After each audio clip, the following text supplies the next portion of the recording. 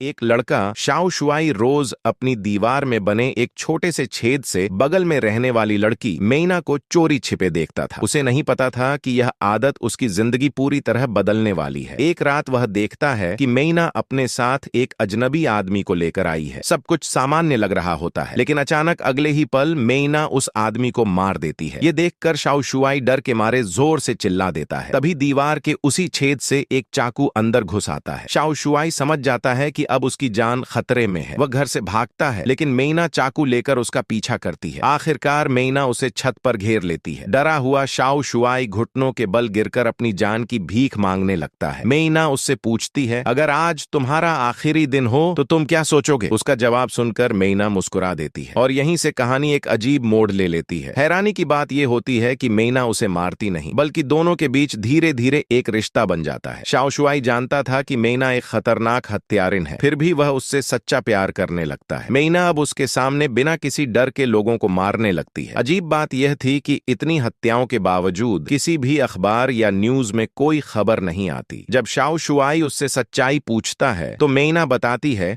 कि वह सिर्फ उन लोगों को मारती है जो बहुत बड़े अपराधी होते हैं। उसके हिसाब से वह गलत लोगों को सजा दे रही थी। लेकिन एक दिन शाओ शुआई देखता है कि उसकी एक पड़ोसन को बांध कर रखा गया है। वह मेइना से उसे छोड़ देने की गुहार लगाता है, क्योंकि वह महिला बाहर से बहुत अच्छी लगती थी। मेइना उसकी बात नहीं मानती। इससे शाओ शुआई टूट जाता है और वह मेइना पर बेकसूर लोगों को मारने का आरोप लगाता है। तभी मेइना उसे सच्चाई दिखाने के लिए उस पड़ोसन के घर ले जाती है। वहां मौजूद सबूत देखकर शाओ शुआई को पता चलता है कि वह महिला जानवरों पर अत्याचार करती थी। इसके बाद मेइना बताती है कि वह एक सीक्रेट किलर ऑर्गेनाइजेशन के लिए काम करती है, जहां हर हत्या के बाद सबूत पूरी तरह मिटा दिए जाते हैं और मौत को हादसा या विदेश जाने की कहानी बना दिया जाता है। सच जानने के बाद शाओ शुआई को एहसास होता है कि उसने मेइना को गलत समझा था। वह उसे गले लगाकर कहता है कि अब वह और हत्याएं न करे, लेकिन तभी मेइना उसकी गर्दन के पास एक चीज रख देती है और कहानी यहीं एक डरावने सस्पेंस पर खत्म हो जाती है।